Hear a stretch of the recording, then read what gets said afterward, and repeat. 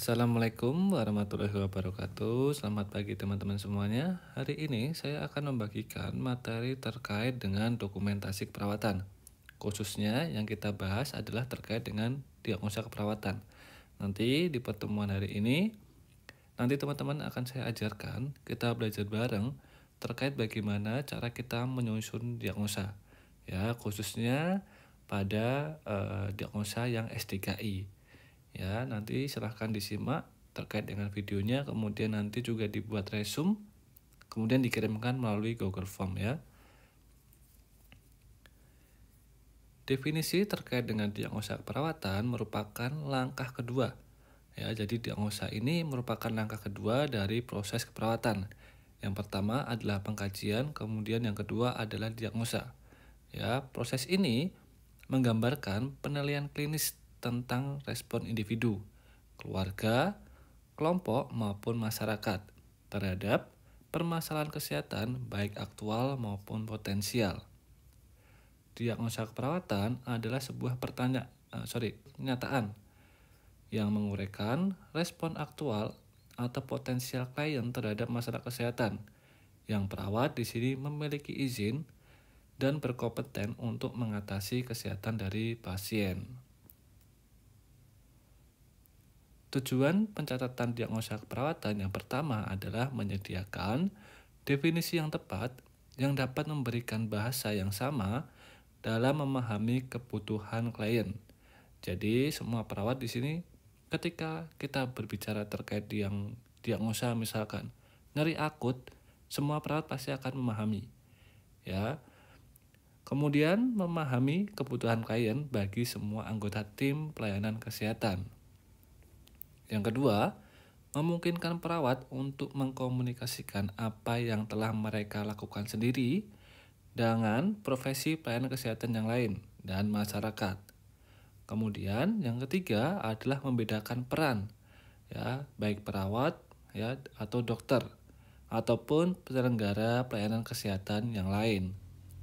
Yang keempat adalah membantu perawat berfokus pada bidang praktek keperawatan.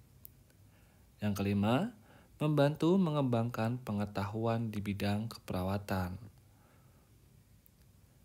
Persyaratan penyusunan diagnosa keperawatan yang pertama adalah perumusan diagnosa itu harus jelas dan singkat, yang didasarkan pada respon klien terhadap situasi ataupun keadaan yang sedang dihadapi oleh pasien. Diagnosa keperawatan harus spesifik dan akurat. Kemudian, diagnosa dapat berupa pernyataan dari sebuah penyebab. Kemudian, diagnosa itu juga berfungsi untuk memberikan arahan pada asuhan keperawatan. Kemudian, dapat melaksanakan oleh perawat, ya. Kemudian, mencerminkan keadaan kesehatan klien. Mengapa penulisan diagnosa keperawatan itu perlu? Yang pertama, memberikan asuhan keperawatan secara komprehensif, di mana berarti di sini adalah ketika kita mendapatkan pasien, otomatis tindakan kita itu harus sifatnya menyeluruh, ya, baik dari bio, kemudian dari psiko, sosial maupun spiritual, ya. Kemudian yang kedua adalah memberikan kesatuan bahasa dalam profesi keperawatan. Ya, jangan sampai di sini diibaratkan kalau misalkan dicampur bahasa Jawa, ada diagnosa yang bahasa Sunda, ya, ada bahasa Papua. Nah, itu pasti akan beda-beda. Maka dari itu di sini perlu adanya kesatuan bahasa, ya. Kemudian meningkatkan komunikasi antar sejawat dan juga profesi kesehatan yang lain. Yang keempat, membantu merumuskan hasil yang diharapkan ataupun tujuan yang tepat dalam menjamin mutu asuhan keperawatan, sehingga pemilihan intervensi yang nanti kita akan berikan itu lebih akurat dan menjadi pedoman dalam melakukan tindakan evaluasi. Kemudian, menciptakan standar praktek keperawatan. Yang keenam, memberikan dasar peningkatan kualitas pada pelayanan keperawatan. Sumber kesalahan diagnostik yang pertama adalah harus ada data dasar terkait dengan pengkajiannya. Jadi di pengkajian kemarin itu harus ada datanya terlebih dahulu, baru kita lakukan diagnosa. Ya. Kemudian di situ juga perawat harus menganalisis serta menginterpretasi data. Jadi data dari pengkajian itu harus semuanya dianalisis, ya. Kemudian diinterpretasikan, ya. Nanti ini kira-kira hasilnya apa, ya. Terus kemudian merujuk pada diagnosa apa. Nah, itu semua harus dianalisis. Kemudian data dikelompokkan ke dalam kelompok yang mempunyai makna. Nah, dalam artian misalkan data terkait dengan untuk menunjang adanya diagnosa nyeri kronis, apa saja di situ, misalkan pasiennya meringis kesakitan, ya, pasiennya ada luka, ya, kemudian pasien mengatakan sakit, ya, nyeri, seperti apa rasanya. Nah, itu dikelompokkan. Nah, kemudian kalau sudah dikelompokkan, nanti kita akan runcingkan atau kita tarik ke diagnosa keperawatan. Kemudian, perawat mengidentifikasi masalah klien yang menghasilkan identifikasi label diagnostik. Ya, dari masing-masing dari 4 bidang ini adalah sumber potensial dari kesalahan diagnostik. Ya, kemudian yang dapat mengubah hasil dari kesehatan si klien. Ya, mulai dari pengkajiannya, kalau udah salah otomatis ke belakangnya akan salah. Dari diagnosanya pasti akan salah. Dari intervensi pasti akan salah. Bahkan sampai evaluasi pun juga akan tetap salah. Ya, karena memang datanya salah. Kemudian sumber kesalahan diagnostik yang pertama adalah kesalahan dalam pengumpulan data. Jadi, kesalahan di sini adalah kesalahan selama proses pengkajian. Ya, jika data yang dikumpulkan secara tidak lengkap, dikurangi, atau bahkan dilebih-lebihkan, itu akan menyebabkan salah kita dalam menginterpretasikan data. Ya, sehingga diagnostiknya nanti itu pasti tidak akan benar. Ya, kemudian kalau jika pengumpulan datanya itu sudah terorganisir, ya, maka proses diagnostik pun itu pasti akan lebih jelas. Kemudian terkait dengan data, setelah pengkajian, perawat menelaah data dasar, data dari pasien. Kemudian selama penelaah ini, perawat menentukan apakah data itu sudah akurat dan lengkap. Ya, jadi di sini perawat nanti akan memvalidasi, ya, data yang disampaikan atau data subjektif yang disampaikan oleh pasien. Kita cross check, ya, kita cek apakah data subjektifnya itu didukung oleh temuan fisik, ya, atau data data objektif. Ya, misalkan pasiennya mengalami nyeri di area perut, ya kita cek perutnya apakah ada lesi atau luka, apakah di situ ada lebam. Nah, itu silahkan dicek, ya. Jadi data subjektif sama data objektif itu harus istilahnya harus sama, ya, harus saling mendukung, begitu ya. Kemudian kesalahan dalam pengkelompokan data. Setelah data diinterpretasi dan data dianalisis, maka yang langkah selanjutnya adalah pengkelompokan data. Kesalahan dalam pengelompokan data jika data yang dikelompokkan itu dilakukan secara buru-buru, ya, atau secara prematur ataupun tidak lengkap, ya, atau bahkan pengkajiannya itu tidak tepat. Kemudian adalah kesalahan dalam pernyataan diagnostik. Tipe kesalahan terakhir yang dapat terjadi adalah di mana cara diagnosa keperawatan itu dinyatakan, ya.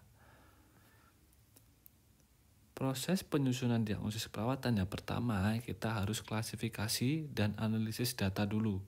Ya, misalkan data nyeri kronis pasiennya, kita mau melakukan diagnosa nyeri kronis, data subjektif sama data objektifnya itu harus lengkap, saling mendukung, ya. Jika sudah, berarti baru kita bisa lakukan diagnosa keperawatan. Ya, kemudian langkah kedua adalah mengidentifikasi masalah. Langkah ketiga, kita harus memvalidasi diagnosis keperawatan. Ya, kita harus cek ulang. Kemudian baru kita menyusun diagnosis keperawatan yang sesuai dengan prioritasnya. Ya, nanti kita akan belajar di belakang, ya, terkait bagaimana kita memprioritaskan sebuah diagnosa. Nah, kemudian kita lanjutkan terkait dengan asuhan keperawatan, yaitu kita fokuskan pada diagnosis keperawatan ya. Klasifikasi diagnosis keperawatan dari SDKI itu dibagi menjadi beberapa klasifikasi ya. Yang pertama ada klasifikasi fisiologis, kemudian ada psikologis, ketiga perilaku, 4 relasional, 5 lingkungan. Nah, semuanya ini akan diturunkan atau dispesifikkan lagi terkait jika fisiologis itu ada masalah terkait dengan respirasi atau pernafasan ya. Kemudian ada sirkulasi, ini terkait dengan misalkan jantung ya, pembuluh darah ya. Kemudian nutrisi terkait dengan makan ya, minum. Kemudian eliminasi terkait dengan BAK, BAB ya. Kemudian aktivitas terkait dengan aktivitas ya, kegiatan sehari-hari. Neurosensori terkait dengan persarafan ya. Kemudian terkait dengan reproduksi ataupun seksualitas terkait dengan seksualitas ya. Kemudian ada psikologis, di sini ada nyeri serta keamanan. Kemudian ada integritas ego. Kemudian di situ juga ada pertumbuhan dan perkembangan. Untuk di klasifikasi perilaku, di sini ada kebersihan diri sama penyuluhan dan pembelajaran. Kemudian yang keempat ada relasional terkait dengan interaksi sosial serta lingkungan terkait dengan keamanan dan proteksi. Ya. Kategori diagnosa keperawatan dari SDKI, jadi teman-teman di SDKI diagnosa itu dibagi menjadi tiga kategori. Yang pertama adalah aktual, ini adalah masalah yang sedang dihadapi oleh pasien ya. Pasien misalkan mual, muntah, nyeri ya, kemudian ada sesak ya. Kalau yang aktual ini adalah masalah yang sedang terjadi sama pasiennya. Sedangkan diagnosa yang resiko di sini kerentanan individu ataupun kelompok terhadap keadaan yang tidak diinginkan terkait dengan kondisi kesehatan ataupun proses kehidupan.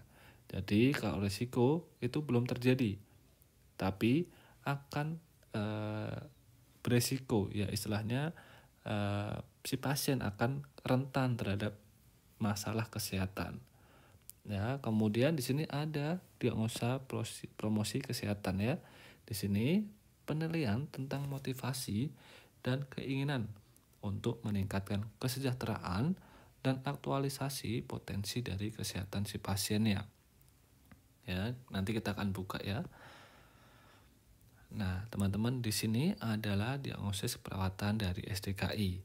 Ya, kita tahu di sini ada fisiologis, sirkulasi, nutrisi ya, eliminasi, aktivitas istirahat, neurosensori, serta reproduksi, psikologis, integritas ego. Nah, di sini ada beberapa, tadi kita sudah saya sampaikan juga bahwa di awal di situ ada masalah aktual, resiko, sama promosi kesehatan. Nah, teman-teman, jika teman-teman bisa dilihat di sini terkait dengan bersihan jalan nafas, gangguan. Nah, di sini sifatnya adalah aktual. Sedangkan kalau yang resiko itu pasti di depannya ada tulisan resiko. Resiko aspirasi ya, ini adalah resiko. Ya. Kemudian yang di sini adalah aktual. Ini adalah resiko. Nah, di depannya pasti kalau yang terkait dengan diagnosa resiko pasti ada tulisannya depannya ada resiko. Ya, tadi kan dibagi 3, ada aktual, resiko, sama promosi kesehatan. Nah, terus yang mana Pak terkait dengan promosi kesehatan? Nah, promosi biasanya depannya itu ada tulisan kesiapan.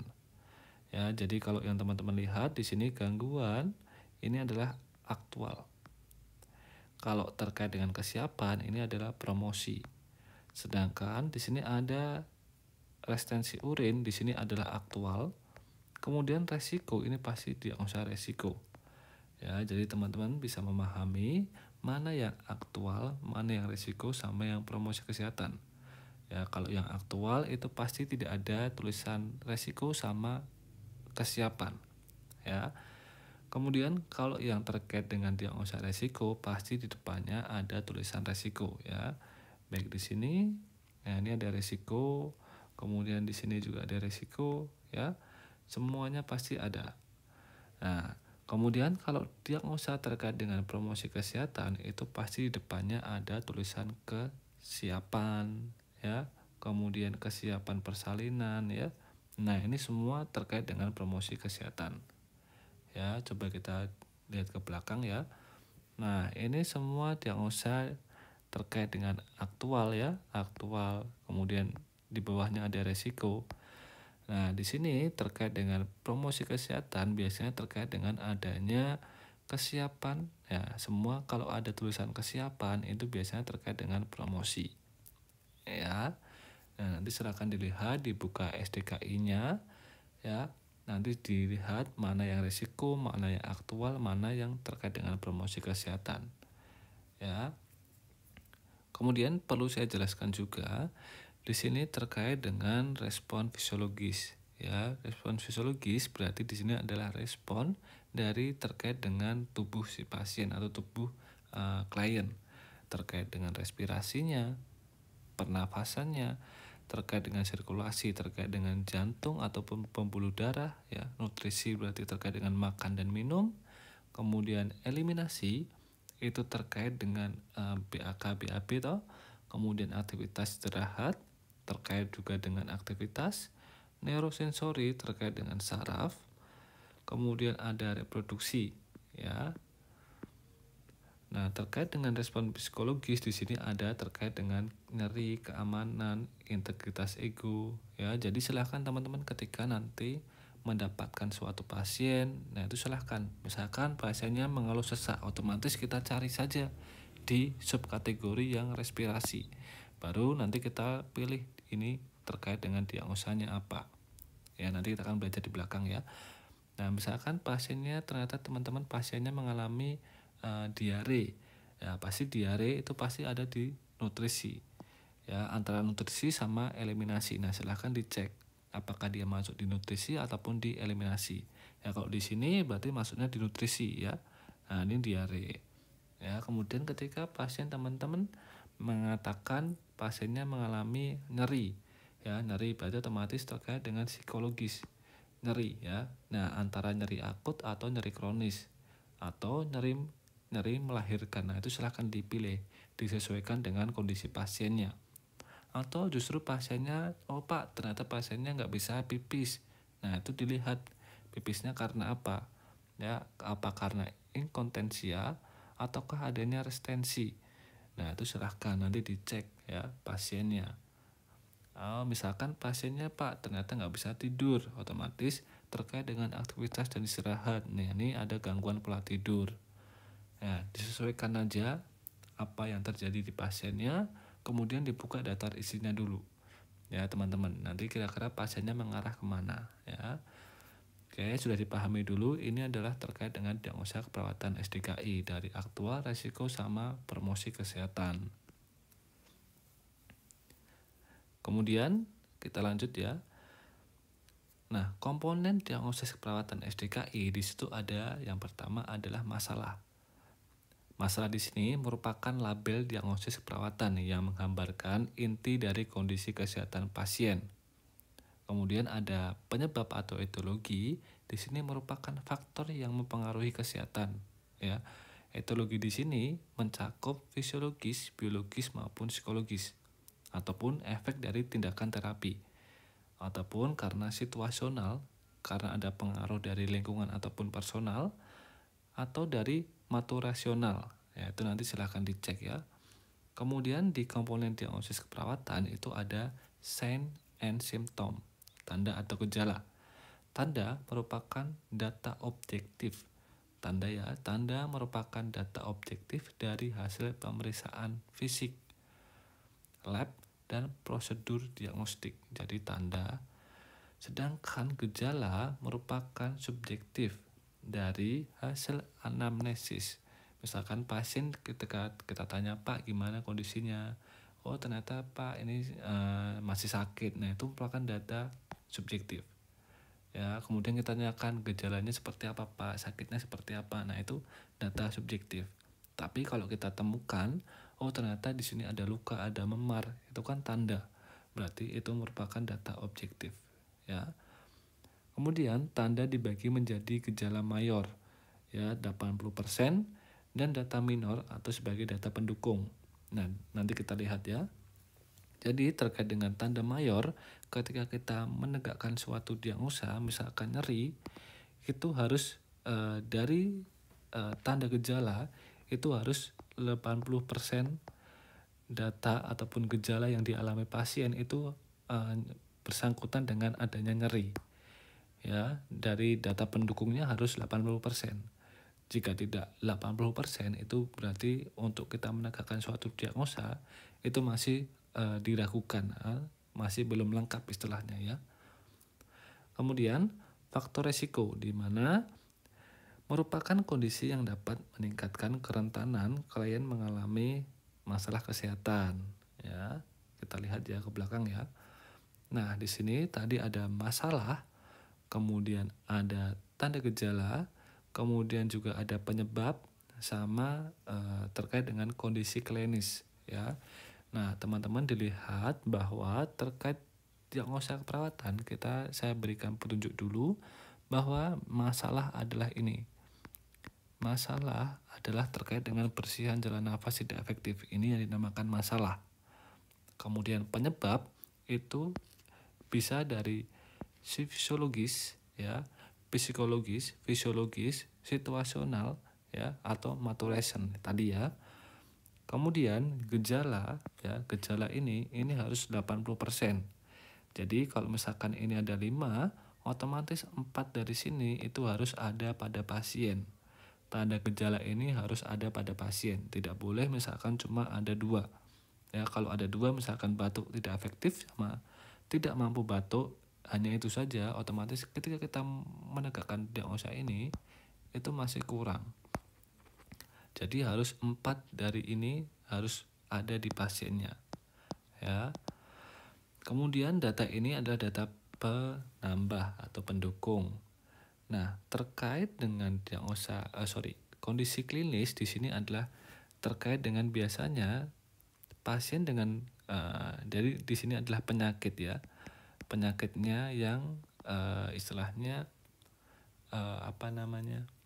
yang sering dialami pasien, bukan sering ya, penyakit yang dialami pasien. Jadi misalkan pasien dengan GPS atau Guillain-Barré syndrome itu biasanya akan mengalami gangguan bersihan jalan nafas. Ya, jadi ini adalah kondisi klinis ya, ketika pasien itu misalkan terjadi stroke, itu kemungkinan besar akan mengalami masalah bersihan jalan nafas. Jadi di sini adalah contoh penyakit ataupun contoh dari keadaan si pasiennya. Ya. Kemudian teman-teman tadi sudah saya jelaskan terkait dengan ini masalah. Kemudian di sini ada penyebab ya. Kemudian di sini ada tanda gejala. Kemudian di sini ada kondisi klinis. Nah, teman-teman ketika kita menegakkan diagnosa keperawatan itu ketika kita diagnosanya itu ternyata aktual yang terjadi sama pasien, itu diagnosanya harus seperti ini penyusunannya. Ya. Di sini penyusunannya adalah bersihan jalan nafas ya, masalah berhubungan dengan penyebab. Jadi masalah di sini berhubungan dengan penyebab. Contoh, bersihan jalan nafas tidak efektif berhubungan dengan misalkan contohnya pasiennya sedang mengalami spasme jalan nafas. Jadi bronkusnya itu mengalami pengecilan ya, sehingga terjadi bersihan jalan nafas tidak efektif, atau adanya sekresi yang tertahan. Jadi pasiennya ada dahaknya sehingga jalan nafasnya, jalan udaranya itu tidak bersih karena ada benda asing. Benda asingnya adalah air liur ya, atau sekresi. Ya. Maka karena tadi diagnosanya aktual, maka penyusunannya adalah Bersihan jalan nafas tidak efektif ya berhubungan dengan sekresi yang tertahan dibuktikan dengan tanda gejala. Nah, tanda gejalanya silahkan dipilih. Apakah pasiennya batuk tidak efektif, ataukah dia adanya sputum yang berlebih, ya itu nanti disesuaikan dengan kasusnya pasien. Apakah ada bunyi wheezing, mengi, nah itu silahkan. Yang intinya ketika kita mendiagnosa aktual itu harus masalah berhubungan dengan penyebab, dibuktikan dengan tanda gejala yang di sini ya. Maka penulisannya adalah bersihan jalan nafas, karena bersihan jalan nafas adalah masalah. Kemudian penyebab kita bisa lihat di sini ya, nanti disesuaikan dengan kondisi pasiennya. Ya, kemudian ditambahkan dibuktikan dengan tanda gejala. Nah, tanda gejala yang ada di sini ya. Nah, yang ada di sini ya nanti silahkan dipilih ya sesuai dengan kondisi pasiennya. Terkait dengan kondisi klinis terkait ini sebagai gambaran aja. Jadi misalkan ternyata kita pasiennya didiagnosa dokter adalah terkait dengan cedera kepala. Nah, itu kemungkinan besar akan mengalami bersihan jalan nafas. Begitu ya. Ini sebagai panduan saja. Panduan dari diagnosa medis ya. Kemudian, nah ini juga terkait dengan diagnosa aktual. Nah, kita tahu bahwa aktual itu tidak di depan kata-katanya atau di depan masalahnya, itu bukan resiko ya, tidak ada resiko ya. Kemudian tidak ada kata-kata kesiapan. Nah, kalau aktual itu biasanya langsung berduka, nyari akut, nyari kronis ya, gangguan eliminasi yaitu. Nah, di sini teman-teman kita coba untuk menyusun diagnosa keperawatan. Yang berduka adalah masalah, nyeri akut adalah masalah. Kemudian di sini ada penyebab, kemudian di sini ada tanda gejala. Kemudian di sini juga ada tanda gejala. Nah, cara menyusunnya adalah misalkan yang pertama kita yang di sini dulu yang berduka. Jadi masalah atau berduka berhubungan ya dengan penyebab. Nah, penyebabnya apa? Jadi ketika pasien itu berduka, ternyata penyebabnya adalah kehilangan bagian tubuh.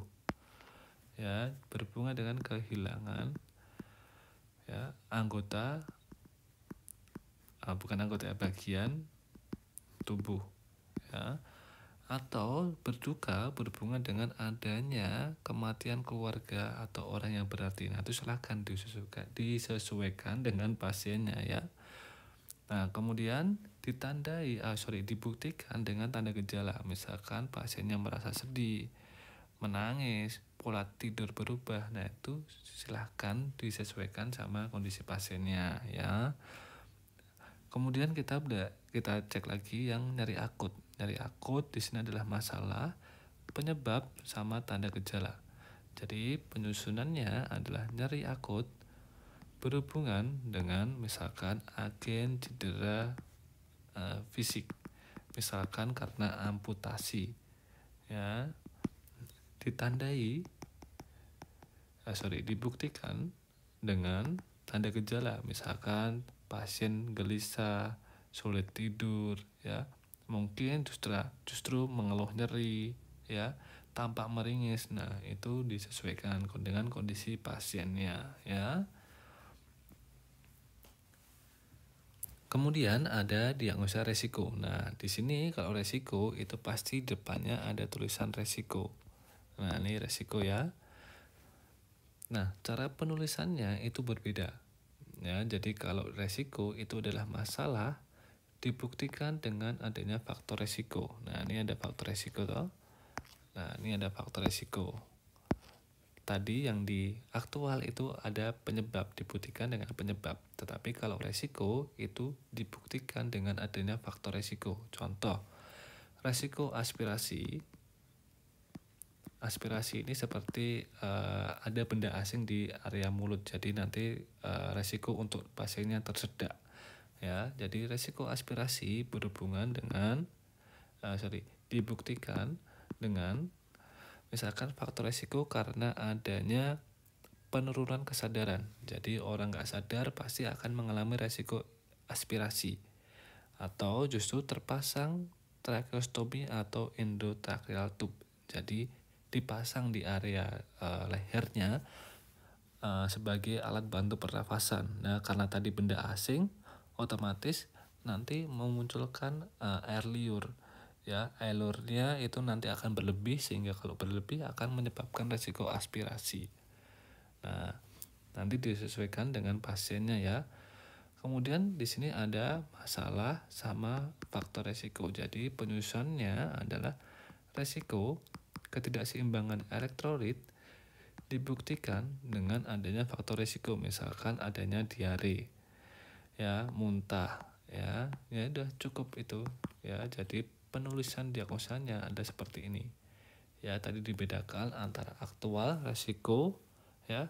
Kemudian nanti kita akan belajar terkait dengan terkait dengan promosi, ya. Promosi kesehatan itu diagnosanya juga akan beda. Nah, kita belajar lagi terkait dengan diagnosa resiko. Nah, di sini ada resiko konstipasi sama resiko infeksi. Ya, kita penulisannya adalah masalah dibuktikan dengan faktor resiko. Jadi di sini ada masalah. Ya, silakan dibuka bukunya, nggak apa-apa ya. Dibuka bukunya. Kemudian di sini ada masalah. Kemudian di sini ada faktor resiko. Di sini juga ada faktor resiko, ya. Nah, faktor resiko itu bisa juga dari fisiologis, psikologis, situasional. Nah, nanti dilihat pasiennya ya, apakah dia konstipasi atau pupnya itu keras itu disebabkan karena faktor fisiologisnya, faktor terkait dengan misalkan keadaan khususnya, ataukah justru karena gangguan psikologis, misalkan gangguan emosi, depresi, ataupun gangguan situasional seperti ketidakadekuatan toileting, misalkan adanya perubahan jenis makan, jadwal makan, ya, itu nanti kan bisa menyebabkan konstipasi. Nah, itu semuanya dilihat dari kondisi pasiennya, kemudian dicocokkan, ya, kira-kira pasiennya itu konstipasi karena apa. Nah, itu dicari di sini ya. Makanya di sini terkait dengan resiko konstipasi, masalah penulisannya resiko konstipasi, ya, dibuktikan dengan adanya faktor resiko, misalkan karena adanya perubahan pola makan, ya, kebiasaan makan. Nah, itu silahkan dituliskan diagnosanya seperti ini, ya. Kemudian terkait dengan resiko infeksi, di sini ada masalah, ya.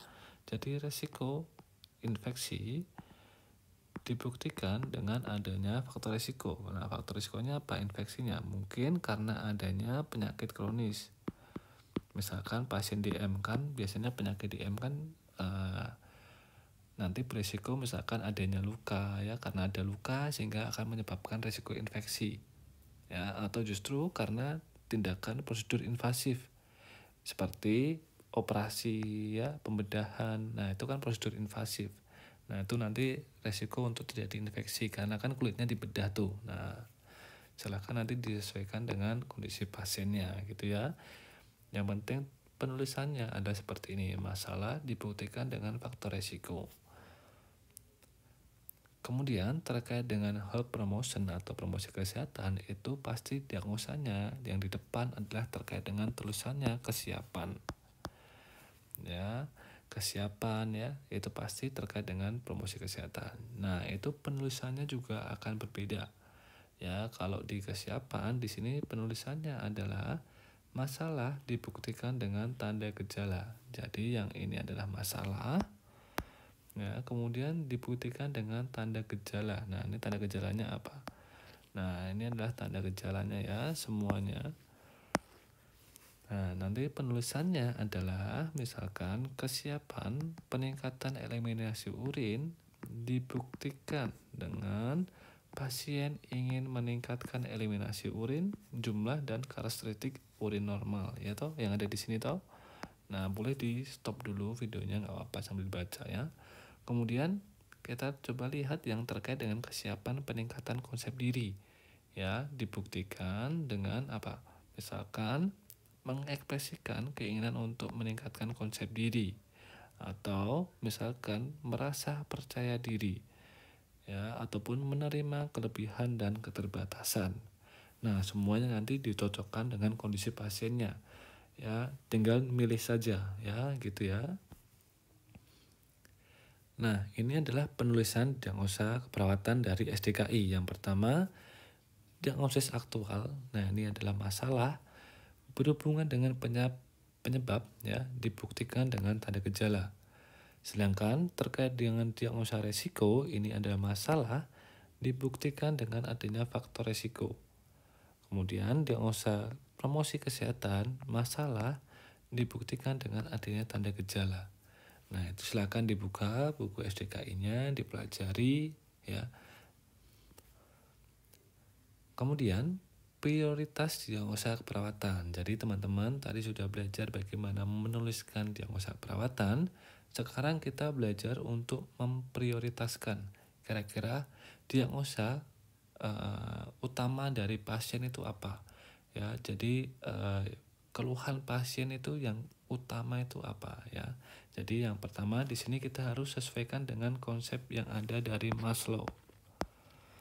Maslow, ya, di sini ada fisiologis dulu. Kemudian keselamatan, keamanan, kemudian sosial, harga diri, dan aktualisasi diri. Jadi ketika pasien itu mengalami kondisi fisiologisnya, mengalami gangguan, nah itu yang diutamakan dulu.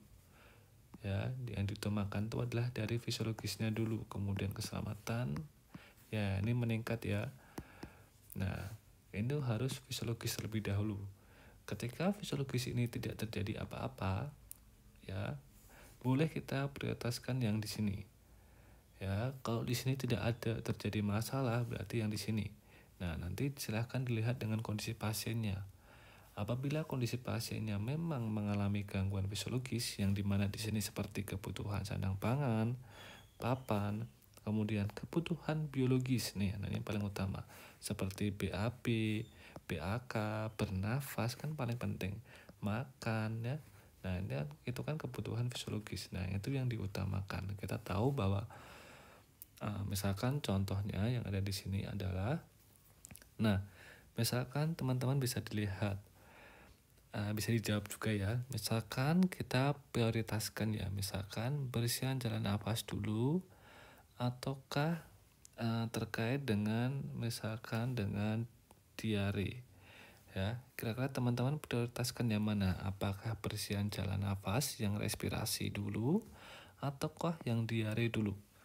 Nah, itu silahkan dijawab. Nah, yang saya katakan atau yang saya ingin berikan ke teman-teman bahwa kita tahu bahwa ada proses fisiologis terlebih dahulu. Kira-kira pasien lebih, teman-teman kita ketika ada masalah respirasi, misalkan adanya sesak napas, dibandingkan diare lebih parah yang mana? Tentunya lebih parah yang respirasi, karena kita tahu bahwa pernafasan itu adalah organ vital yang paling utama. Kita bayangkan kalau orang itu tidak bernafas, ya, respirasi, kemudian tidak adanya denyut jantung atau adanya gangguan di pembuluh darahnya, otomatis pasiennya akan meninggal. Ya, jadi di sini konsep fisiologis itu yang utama, yaitu adalah terkait dengan respirasi, sirkulasi, baru masuk ke nutrisi. Jadi ketika ada diagnosa keperawatan yang mengatakan misalkan terkait bersihan jalan nafas dulu ataukah diare dulu, ya otomatis terkait dengan bersihan jalan nafas dulu, ya baru kita tangani yang diarenya. Jadi prioritas diagnosanya adalah bersihan jalan nafas dulu yang pertama, kemudian diare baru kedua, ya. Ya Kak, terus kemudian kita contoh lagi, misalkan antara obesitas sama gangguan eliminasi urin ini di bulan mana? Ya teman-teman, pasti ini adalah duluan yang gangguan eliminasi urin, karena ini adalah kebutuhan fisiologis. Nah, kalau obesitas kan tidak mengganggu ataupun tidak urgent ketika mau ditangani. Tapi kalau orang yang mengalami tidak bisa pipis, ya susah pipis, itu kan pasti mengalami sakit yang hebat itu di area abdomen, ya. Pasiennya pasti akan gelisah, ya, mengalami kesakitan yang hebat di sana. Nah, kalau obesitas kan tidak terlalu. Maka dari itu kita prioritaskan dulu terkait dengan gangguan eliminasi urin dibandingkan dengan obesitas. Ya.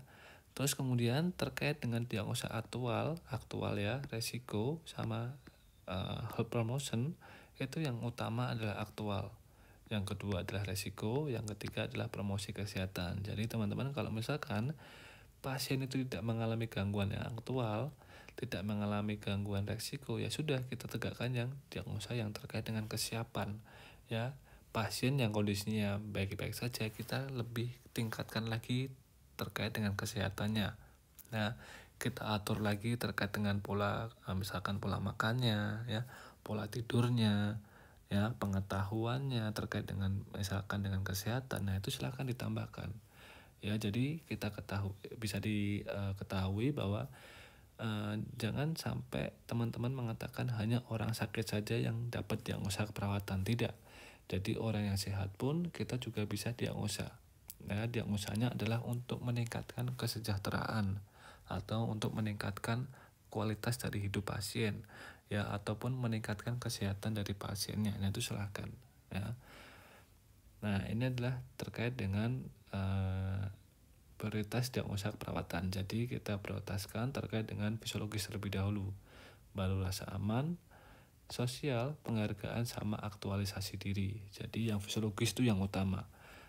Ya, terkait misalkan nyeri. Nah, misalkan nyeri sama dengan misalkan dengan intoleransi aktivitas. Nah, duluan mana? Nyerinya dulu atau intoleransi aktivitas? Yang tentunya bahwa kita tahu bahwa nyeri adalah nyeri dulu ditangani, ya, baru terkait dengan intoleransi, karena kita tahu nyeri itu biasanya dikasih obat, ya. Pasien orang pun kalau misalnya mengalami nyeri pun tidak bisa bertahan lama, ya toh. Makanya nyeri yang utama di sini, ya. Baru terkait dengan intoleransi aktivitas. Nah, sekarang kita coba nyeri dengan terkait dengan jalan nafas, ya, atau pertukaran gas.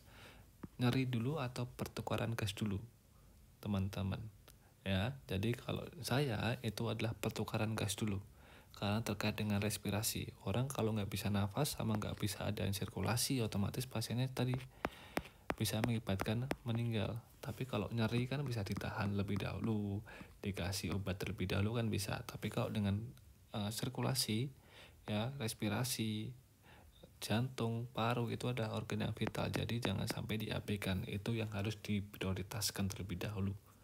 Ya, begitu ya. Oke, mungkin itu saja yang dapat saya sampaikan. Kurang lebihnya saya mohon maaf. Silahkan dibuka lagi SDKI-nya, dipelajari lagi. Kalau memang lagi bingung, bisa lagi diputar kembali videonya, kemudian di pause, silahkan diulang, gitu ya. Oke,